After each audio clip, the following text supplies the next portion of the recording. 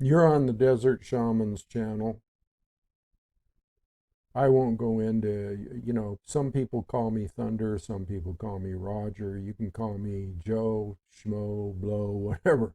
you know, I'm a storyteller and I'm a practicer of shamanism, and I come on here and I tell stories that I hope are beneficial to those out there that are watching. Seems to be a purpose of mine. I'm going to talk about war and conflict today. Where did war originate? And why do we have so much conflict in the world? And is that what the problem with the world is? Well, that's probably what the main problem with the world is war, and that whole mindset of controversy and conflict. And there's only one way that you can avoid falling into this trap, and I've talked about it before, and that is by going to alternate realities or practicing shamanistic techniques, mind bending, mind altering, consciousness raising techniques to take you outside that box of acceptance of the norm, what we call the norm. Now, as far as war goes, I mean, war goes way, way back to the beginning of time. There has been wars upon wars upon wars. And you got to ask yourself, well, where did this all come from? Where does it all come from? Why is it that man can't get along with one another? Nations can't get along with one another. People can't get along with one another. There always seems to be a division there. Now, if you go back to when the first weapons, or let's say using metallurgy or whatever to create weapons, where did that come from? Well, if you go back to the book of Enoch, it came from a supposed, and this is a story from the book of Enoch. It came from Azazel or Azazel, who was a fallen angel who came down here and taught mankind how to make implements of war, and also at the same time taught people, humanity, how to apply makeup. Think about that for a minute. How to apply makeup and, eyeliner and cosmetics and all that stuff, instead of the natural look that people might have. Now, these two may go hand in hand or they may not, but war in itself has been here since the beginning of time, okay?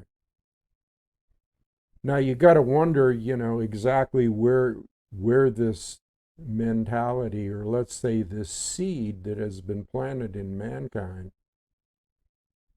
to constantly be confronting one another instead of living at peace on a beautiful planet and a beautiful environment that we have here, and getting along. Instead of doing that, mankind has chosen to escalate his predicament, or his being on this earth, or the beings on this earth have wanted to escalate continually, being at each other's throats and creating weapons of destruction and all of these things. Is that what really nature is about? Is nature about uh, being confrontational, being a predator? Well, I mean, you could say, a lot of people could say, well, it's in nature. We have animals that are predatory, that attack one another and tear each other to ribbons and suck the blood out of each other, and all these kinds of things that we have on the earth. Well, it's in nature, you might say, so it's probably the nature of man, since we're animals, to slip into that same mindset or that same category. I don't have all the answers. I'm just here giving you a different viewpoint. But one thing that you can be sure of is that war is not a pretty picture. War is something that brings conflict, and do you want conflict in your life? Now, if you look at it, everything is war. I mean, if you look at, let's say, the political process, let's say governments and the governmental process, let's say just relationships in general, how people war with each other and how people get confrontational with each other. Well, I'll tell you something right now that is really the answer, in a sense, besides going into an alternate reality. That alternate reality, of course, is going to give you the same answer, and that is diplomacy, communication, love, and compassion. You can start with that. You can start with diplomacy, communication, love, and compassion. If you have those four things going, it's more likely than not that you aren't going to engage in conflict or arguments or blame, all of the things that we see right now. Now, again, if you go on the world stage, and I'm going to cover a lot of ground here. I'm going to cover a lot of ground about the tape loops that we live in and how things keep repeating over and over and over again. And if you go out into and look at the collective consciousness, and if you go out and look at the world, and if you go out and look at what's happening, for instance, in our present day circumstances, we have the Ukraine war, and then we have, that's a war on a global scale. But if you look around the planet, there's war everywhere. I mean, every country out there is on fire, metaphorically speaking. Every country out there has thousands of people in the streets protesting, people not happy with their lot in life, people not happy with the governments and the way they're running things. And so that it's in itself is a war of the people against the government, or the people against the political powers, or the people against the status quo. They don't have any control over their lives. That's what the problem is. They don't have any control. The control has been taken from them because they have let it be taken from them. Now, this event, just to prove to you, when I talk about like going to alternate realities and divorcing yourself from this world and creating your own world of peace and harmony and love and acceptance, to show you the truth of that, I have to expose some of the things that are going on out there in the world. Now, let's take the Ukraine conflict. This is a war that arose out of basically conflict in non-communication and non-diplomacy, okay? If you look at the whole picture with that, you find out that there has been nothing but deception from the word go in regards to, let's say, Russia's desire to have a secure nation, okay? A desire to have a secure nation from other nations that wish to make war on it in some manner or form, or wish to weaken it, or wish to undermine it, okay? So you see that certain things were put into motion by the president of Russia or by the premier of Russia, by the leader of Russia, Putin. Certain things were put into motion because he felt he had his back up against a wall. And of course he did. But how did that happen in the first place? You have a group of nations, okay, that can't get along here, and they have borders, and they have supposedly rules of law and regulations and all of this stuff. Well, if that is in fact true, where is the diplomacy there? Where is the communication there? If one side refuses to communicate, if one side refuses to have diplomacy, well, then you're not going to get anywhere except by digging yourself into a deeper hole and having conflict, okay? Now, I'll branch out here just for a minute because I'm a strategist and always have been, and I'm a martial artist, have been in that for years, and I've read the book Sun Tzu's Art of War, which is probably the best book in the world on warfare.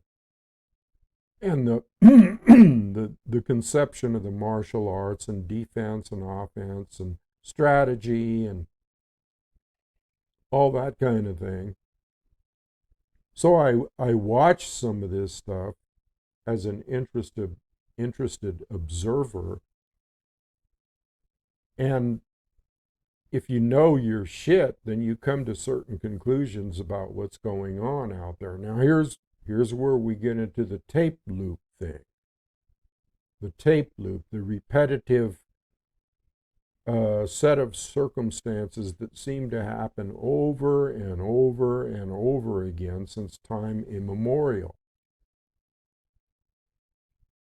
And this is evidenced by the fact that here we are with another war, here we are with a bunch of wars, here we are with a bunch of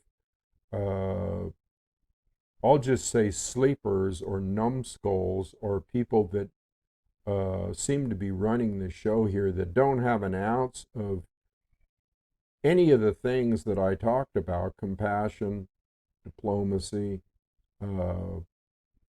communication. See, communication is diplomacy. Diplomacy is communication.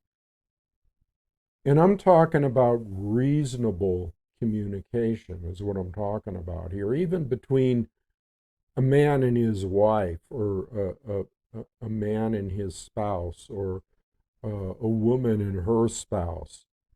What happens when communication breaks down? What happens when there's no give and take? What happens when there's no diplomacy? Well, I'll tell you what happens. You split up. You become at war with one another. Now, could this be an example of the outside world and the wars that are going on out there? Could this be an example of that affecting the individual? Well, you bet. You bet. It permeates the atmosphere. It is the collective consciousness. So let's not just stop at the war thing. Let's take, at the physical acts of war. Excuse me. I need some water, and I don't have it here. Not just the physical acts of war that are going on out there, but the psychological processes of war on other levels. Now, if you look at, let's say, our own government, you look at the politics and the politicians and the leaders, the supposed leaders, quote unquote, and the governmental officials, then you realize that they are continually setting up this scenario of war. So you have the Republicans and you have the Democrats, and then you have the division between those two. And then you have the division within Republican Party, you have the division there. So there's a division within a division. And then you have the Democrats, and there's some division there within them. So this whole political process, this whole governmental process of ruling people and making laws and regulations is basically not conducive, okay, to your mental health and to your trying to divorce yourself from this warfare, this confrontational, this conflict, okay? And there's conflict after conflict after conflict. If you watch the news, if you go on any kind of mainstream media, it's either conflict or drama. If it bleeds, it leads, okay? It's a constant distraction from your peace of mind. It's a constant distraction from you being able to empower yourself.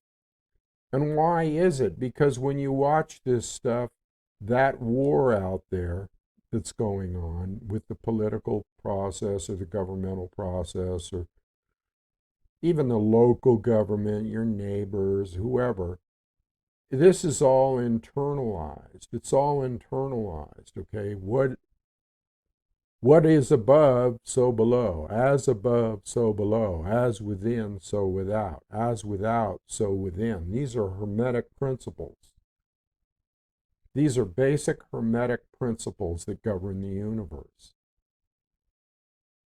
So the more that you eat that food of conflict, the more you partake of all the troubles and anxieties and let's say the misuse of humanity, the misuse of feelings, the encroachment upon each other's sovereign territory,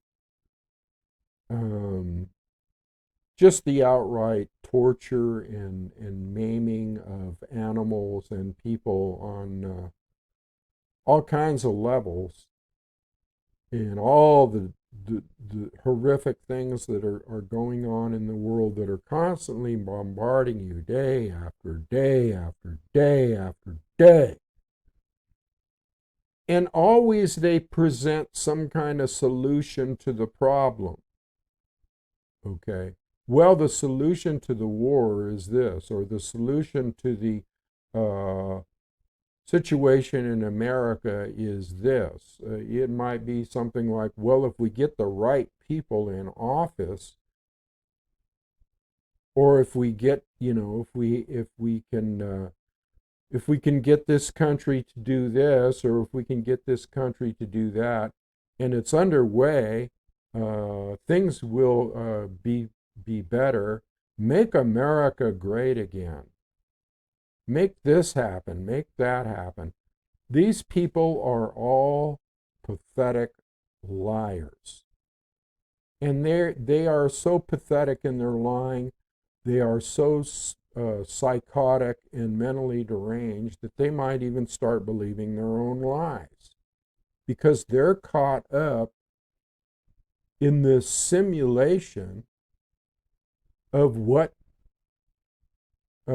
society should really be, or what societal norms are, or what laws and rules are, and how we should go by this and how we should do that. And it's, something that you'll realize right away. What's good for them is not good for the people, or what the people should do, vice versa. What the people should do is not something that they need to adhere to. Okay. So this is a constant state of laying certain circumstances on your head that are basically, there is no end, there is no solution. The solution never arrives. Or arises, I should say. The solution never arises. It's always out there. Well, that didn't work, so we're going to try this. Oh, but that didn't, well, we're going to fix this. Oh, we're going to have election reform. oh, well, this is the way you should think because you can't hurt your fellow man. Then we have racism and Black Lives Matter and all of these other concepts coming in. This is the way you should behave, or you have to be politically correct in your thinking, because if you're not politically correct in your thinking, then things will never get better. And in order for us to have a utopian society, you have to treat your fellow man, you have to take out certain words of your vocabulary, you have to accept abnormal behavior from humans. I mean, the list goes on and on and on. Okay, you can't embrace a foreign country that we say is your enemy. So here we go with the war thing again. The war thing. It's a constant battle, and there's constant solutions. They work off the old Hegelian dialectic of problem, reaction, solution. They present a problem, you have a reaction to it, usually a negative reaction. Oh my God, it's fear, it's the pandemic, it's the war, it's the financial crisis in America. It's, oh my God, my favorite politician isn't in there. You see where I'm going with this? You're constantly following these other people in their mindset about war. It's all war. And so next thing you know, when you're watching all this stuff, is you internalize it and you start having battles within yourself, okay? Because war and propaganda and lies and getting away from nature and the natural order of things is all a lie. If it's not in the natural order of things, now let me retouch on that thing with the animals. Is that the natural order of things, that they attack each other and that there's a predator and a prey? Well, I'm not so sure that hasn't been tampered with as well, because if you go way back in history, then you find conclusive evidence of tampering with the human population, or the anthropos of humanity. You find that this goes way, way back. This is some kind of insidious thing that has been perpetrated. And I'll use the word archons. You can use whatever word you want, but I'll use the word by some off-world, by some off-dimension, another dimension, another spiritual, I don't even like to use the word spiritual, I'll just say unnatural form of entity. Now, who knows for sure? Are you a historian? Can you go back in time? Can you do this? Can you do that? Can you research back and spend the rest of your life researching where all this came from and how you're going to get out of it, or what you can put your faith in, or what you can believe or not believe? And here we go with beliefs again. Well, I have to believe this, because unless I believe this, there's no hope. Unless I believe in a Savior Son coming down from heaven with his legions of angels, there's no hope. Or unless I believe that the alien intelligence, the good alien intelligence out there, is going to help me and help us on Earth, there's no hope. Why are you placing your hope on things that really don't exist? I'll use the word, it's a striving after the wind. I think that's a quote from Solomon, one of the wisest men on earth. it's all a striving after the win. Whereas what you should be doing is listening to the wind, listening to your own higher intuitive messages that you're getting from the spirit world. Now, if you live supposedly in this reality, and this is the one I'm talking about here. See, I'm giving a perfect example of what you want to divorce yourself from.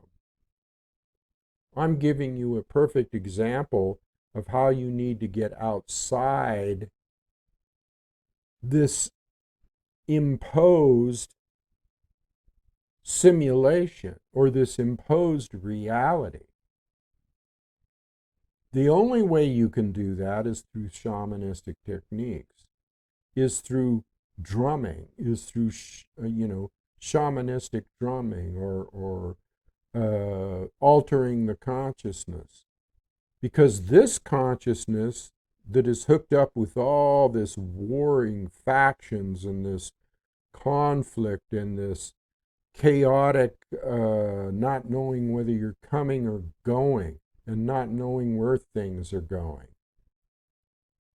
What do you rely upon in this? Will you rely upon your own faculties, your own power, your own abilities, and I'll just say divine abilities, I'll say spiritual abilities, I'll say metaphysical abilities, I'll say shamanistic abilities,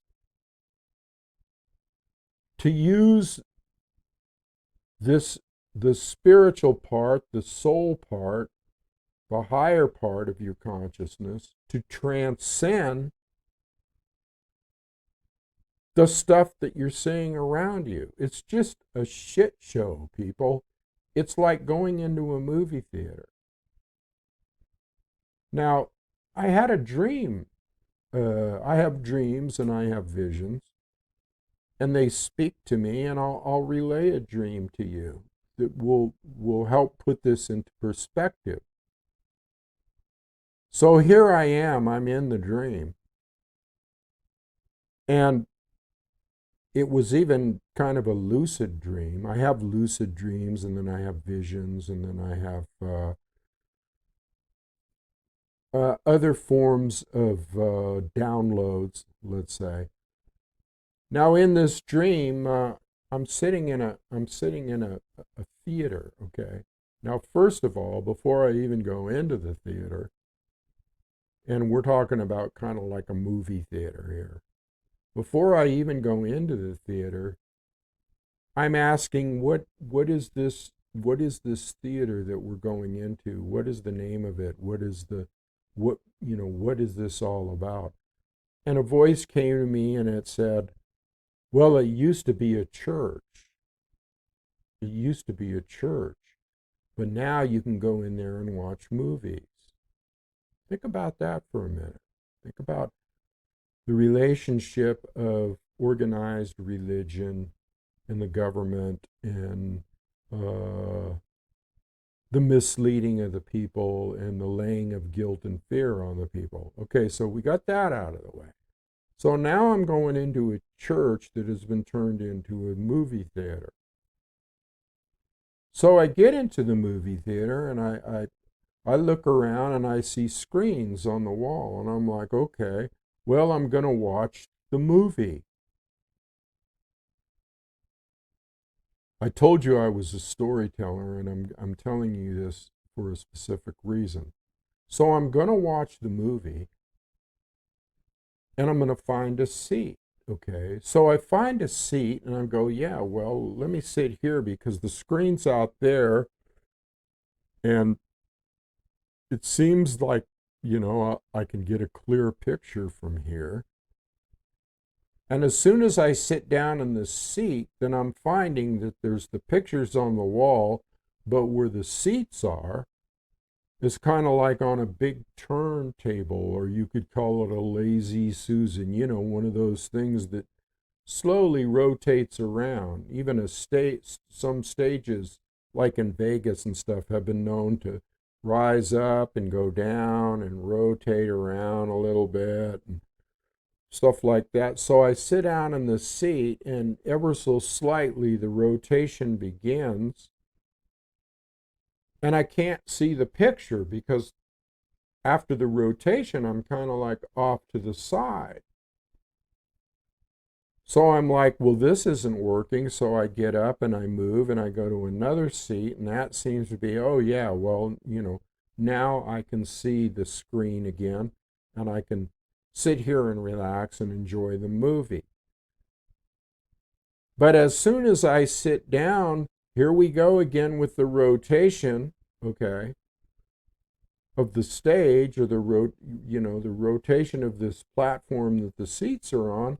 And again, I'm off to the side. I can't get a clear picture. And this happens like 2 or 3 more times. And every time the same thing happens. I sit down, I feel relaxed, I try to get a clear picture, and it rotates again. So the conclusion, or the way that I interpret this dream, is that this is life. This is what's going on in life, okay? Is that we try to relax, okay? We try to chill out and just focus in on the scene that's around us so that we can make sense of it. I mean, how can you make sense of a movie unless you sit there and relax and look at it and take it all in, see the big picture, so to speak? How can you make sense out of the movie if you can't see it clearly, if you can't see the actors, if everything is askew, if everything is distorted? Because you're off to the side. You can't relax. You got to get up again and go over here and sit in another seat, and for a minute it's okay, but then again the center turns here. And then you try to look at this picture over here. There's several screens, but it doesn't matter where the screens are or where you sit. The rotation brings a distortion to the situation. That's exactly what's going on in life. I pay real close attention to my dreams. That's exactly what's going on in this life. The minute you try to relax, the minute you try to breathe, the minute you try to chill out and see the big picture, and they distort it. Because that's what war is all about. That's what conflict is all about. That's what the big picture is all about. The big picture is they want to distort the picture.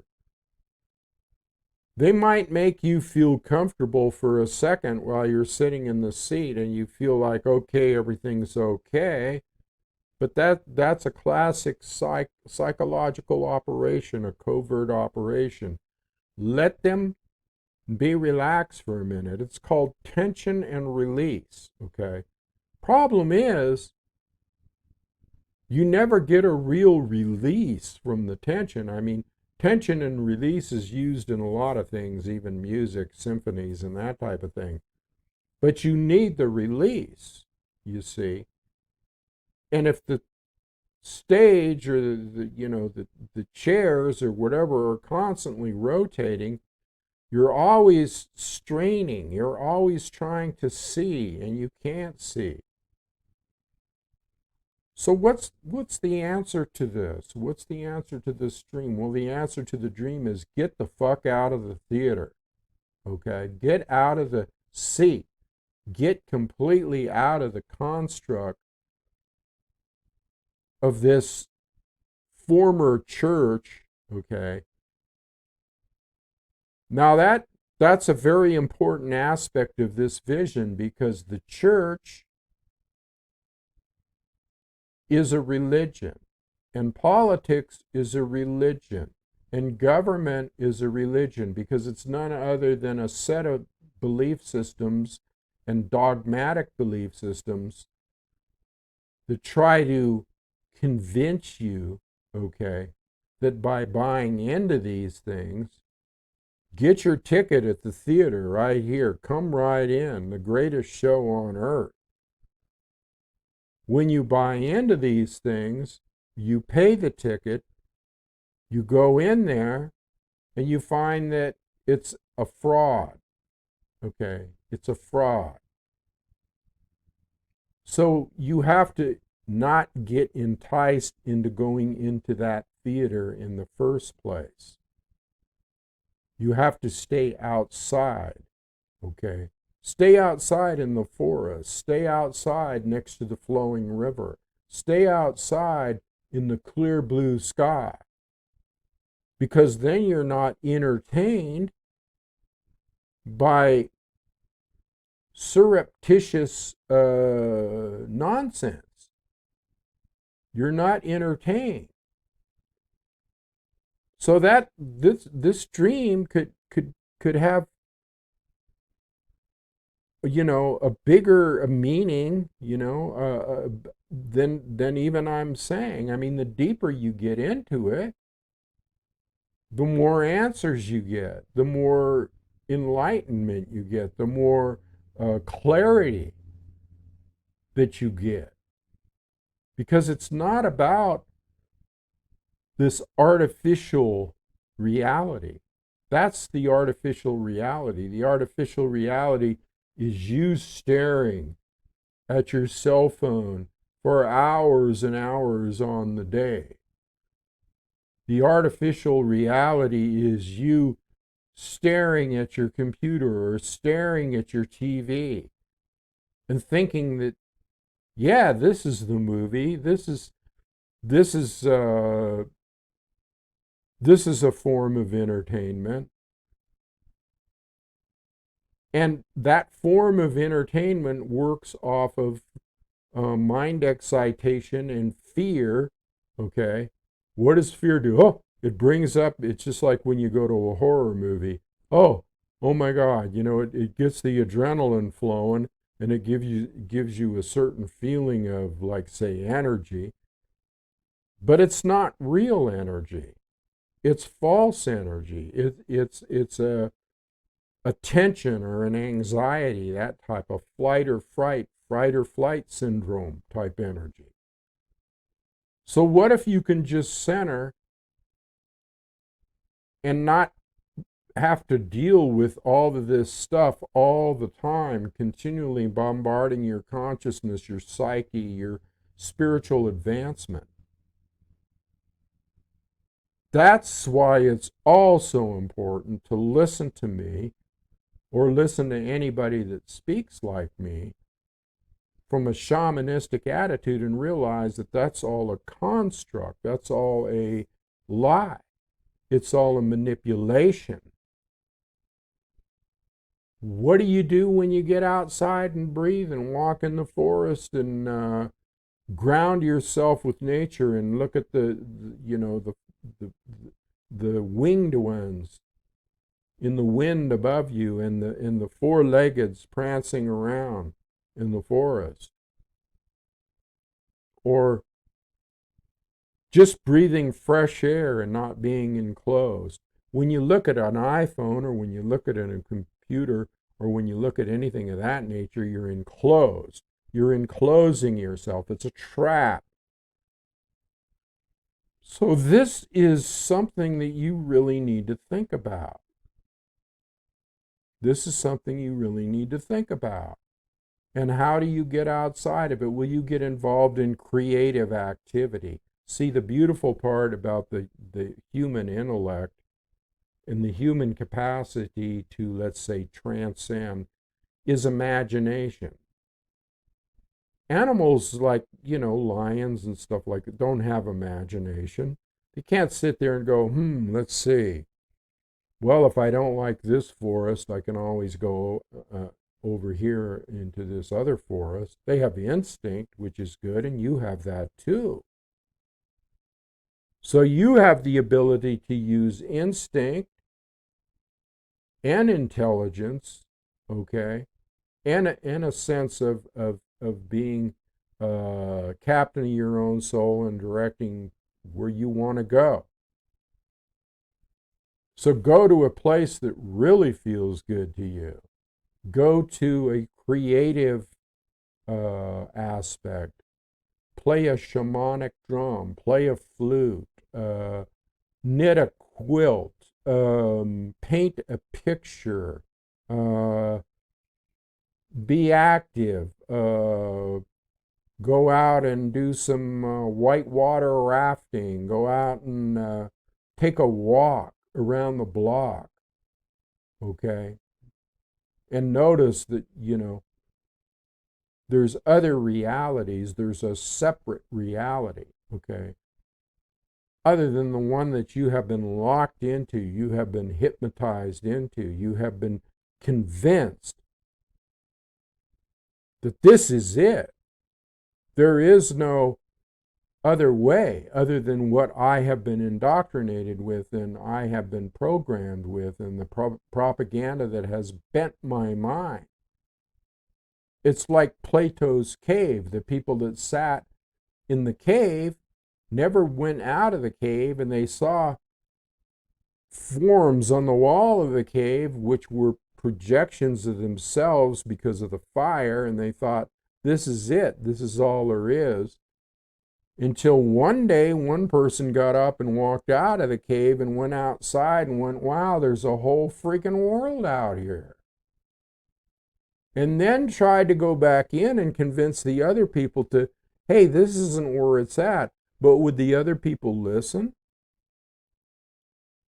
No, because they were too conflicted. They were too hypnotized. They were too mesmerized by what was around them, so they couldn't see anything else.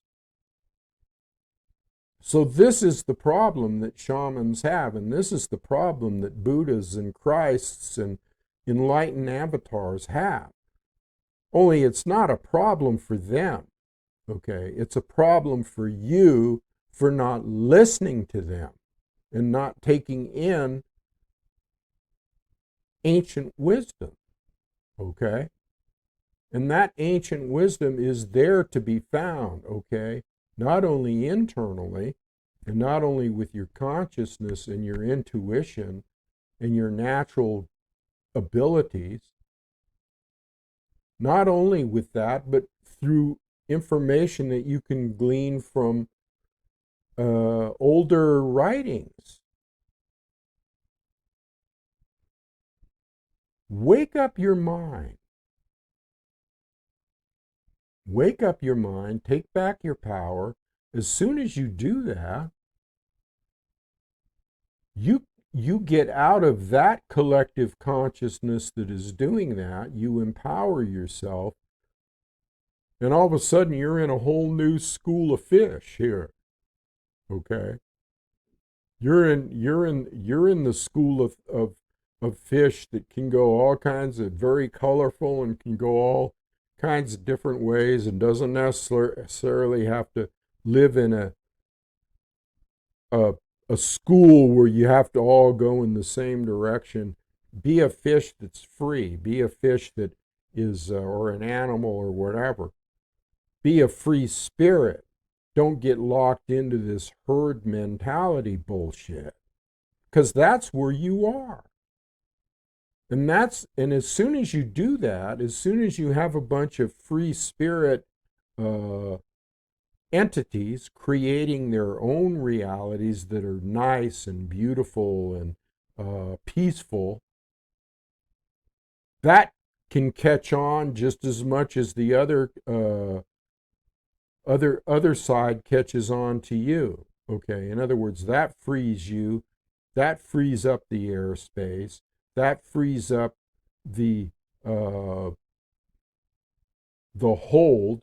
Okay, you have to break free of that hold, break free of it. Just like if somebody came up behind you and had you in a tight lock and was trying to subdue you, in martial arts, there's a way to free that up.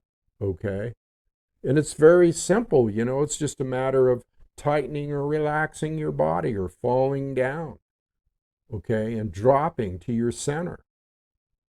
There's all kinds of ways to get out of situations where they have a stranglehold on you. And believe me, it's important to me that you do this, because you're not just affecting yourself. You're not just condemning yourself to misery and torture and captivity, but you're condemning the rest of the people out there. Because as soon as more people break free, that's when shit starts breaking up. It's just like an ice flow. It's just like how a water can undermine an ice flow and break it up. You be the water. You flow in the stream. Don't be an old chunk of ice that just doesn't want to go anywhere and doesn't want to do anything. Why? Because that's death.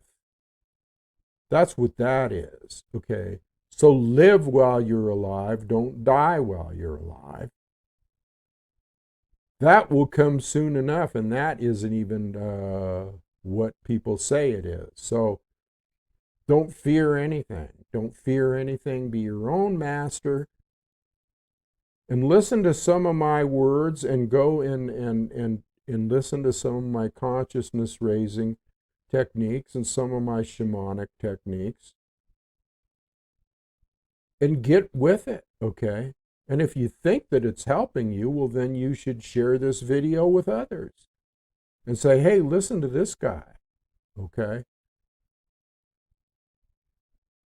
I don't want to have to fight another war, another battle, to get my information out there. I don't want to have to be up against a brick wall. You people out there can help me, and I can help you. So keep that in mind. Keep that in mind. I'm going to let it go there for today, and I'm going to say, check out my website, spiritofcrazyhorse.com, in the show notes below. And I have books on there that I think will help you expand your consciousness in one way or another. And if you feel like getting a PDF version for free, well, you can donate $10 or something, and I'll send it to you. You know, I'm not here to become a rich man. I'm only here to become a millionaire. Just kidding.